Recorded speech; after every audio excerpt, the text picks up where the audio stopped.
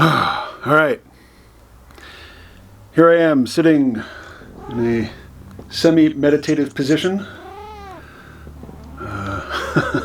patterning myself after Ron Watkins of 8kun. Moki, you're just going to talk the whole time, aren't you? Just the whole time, you're just going to sit there and add commentary, right? Yeah. All right, that's fine. That's fine. Tried to shoot outside. It's not happening. So, what is happening? Not a lot. I should be drawing. I'm procrastinating on that. But, you know, the best way to procrastinate is to do something productive. It's just not the thing that has the nearest deadline. So, should be drawing, but instead I'm jabbering. About what? Well, hopefully you're seeing this. Well, maybe not. Hopefully you're seeing this on YouTube, or at least you have the opportunity to see it on YouTube. The ban is over. I can post again. I'm not sure I want to live stream, though. You know, particularly long live streams where I'm likely to just say all kinds of stuff that could easily be mistaken by the algorithm for medical misinformation or, you know, whatever they're ban hammering that particular day. So I will,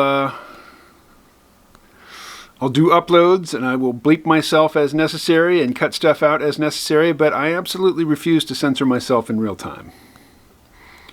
So, somebody, very helpful somebody who is a supporter of the C-Realm project on Patreon, alerted me to a podcast he's been listening to. I'm not going to name the podcast because I got nothing against the guy, but I just listened to 3 episodes. I didn't find a lot of value in it. And that's because, you know, while he's advising people about how you should come south of the border and set up shop, and he's also advising, you know, buy Bitcoin, get into crypto and gold,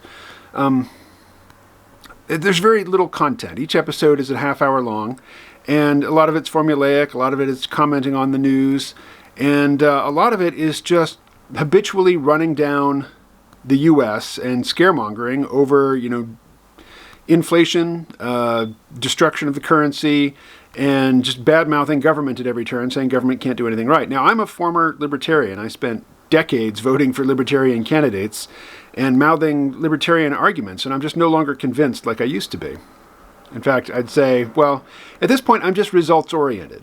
I don't believe there's one political philosophy that will always produce optimal results. I think given certain conditions, certain trajectories, certain, you know, contexts, one philosophy or one methodology will work better than another, but there's not one that always works best and always produces the best results.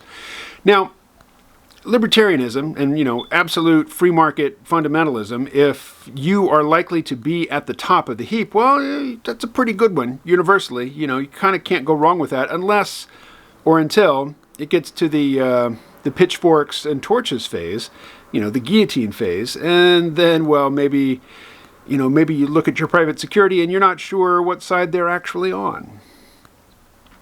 But most people watching this video don't have to worry about that. You're not in that position. You're never going to be in that position. Little notification just came up on my phone over there, distracted me. So, the podcaster whose show I listen to, you know, he's supposed to be guiding people or giving them information about living the expat life in Latin America, but he provides very little actual information, but he provides a lot of motivation to get out of the US or Canada, you know, and to get into crypto and to get into gold. And he's, you know, asking people or inviting people to come to his week-long seminar about how to get a jump start on, you know, the south of the border life. And in so doing, he just takes every opportunity to doomsay about, you know, the value of money, about how your savings are going to go to zero, about how you really have to get out of the US dollar, get your investments out of the US dollar, because it's, you know, it's plummeting downward. And that, you know, the US dollar is backed by nothing except the US military. Well, it's a frickin' sizable military with a lot of experience and a global strike capability, so that ain't nothing. You know, gold doesn't have a global strike capability. Not that I'm boosting for the U.S. military, and not that I'm as gung-ho for, you know, Pax Americana as I sometimes play at, but that sort of podcast, and again, I appreciate the fact that somebody alerted me to it because they knew I was interested in going to Mexico. It just kind of rubs me the wrong way. It's like low information, high amounts of fear-mongering, but for an obvious agenda. I mean, the answer to alleviating. See, if you're building up fear in people in order to prompt them to alleviate that fear by spending money on a service that you're providing, then the actual utility of the content for me is just immediately diminished, and I'm not particularly interested, in hearing more. And that's where I am with this podcast. So I wonder what I can do differently to generate more income. YouTube likes to funnel people down rabbit holes, basically, into well-defined belief systems which keep people engaged with the platform. And I'm not comfortable selling any off-the-shelf belief system. My whole modus operandi is skepticism, epistemological humility, examining my own beliefs and the stories that appeal to me in the moment, looking for the psychological mechanisms that they are using to pry their way into my consciousness and lodge themselves there. I'm skeptical of the things that I believe and hold dear, so I can't really promote them wholeheartedly, and I haven't figured out how I could possibly monetize skepticism, or epistemological humility. So I wonder, what should I do? What can I do? People have told me to get into NFTs. It costs so much to mint one NFT. Suppose I spend $100 to create this non-fungible token that exists on the blockchain and is somehow, in some unspecified way, connected to a piece of art that I've created. What reason do I have to think that anybody's going to buy that thing for enough to even recoup my initial investment? I just don't know. I hear about people buying NFTs for tens of thousands of dollars, hundreds of thousands of dollars, tens of millions of dollars in the case of sheeple. But I have so little confidence that I'm going to make back the $100 that it cost me to mint one that I'm just very, very reluctant to do it. That $100, it means a lot to me at this point. Now, I am happy to just buy and hold some Ethereum and have this NFT mania drive up the value of that Ethereum. But, what am I making off that, ultimately? Depends how long I hold it, how long it stays up.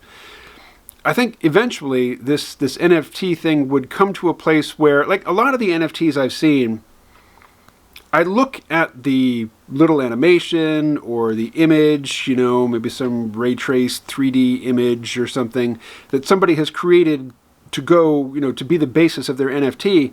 And I just think, was there any real reason for this image to exist? Would they have created this image if they weren't just looking for, stock to feed into the NFT machine?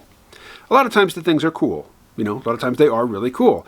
A lot of times, though, they just seem to be sort of placeholders to capitalize on a mania. And if this NFT thing is a mania,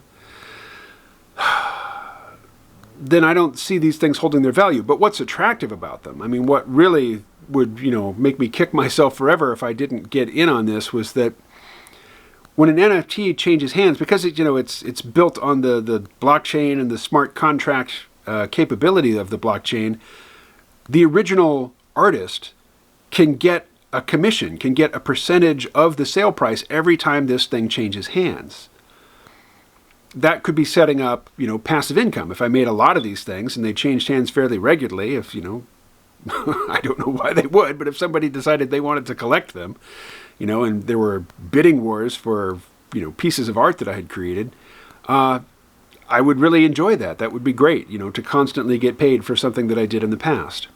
That's the dream, right? That's the dream not only for creative people, but it's the dream for investors. It's the dream for entrepreneurs. Some people really just want to run a pizzeria their whole lives, but other people, they want to run a pizzeria long enough to train a manager and some employees and then step away from the business and go hang out on the beach or whatever.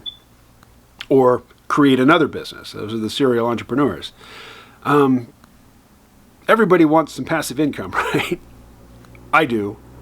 Maybe I don't need to generalize it. I don't need for everybody to want that in order for me to want it, but I do. Because I want to travel. I want to do stuff. I want to meet people. I want to learn new things. I want to engage in activities that don't pay, that don't generate wages or income or salary, Blah, blah, blah. That's where the batteries in the camera ran out. So that's where the video ends. Talk to you later.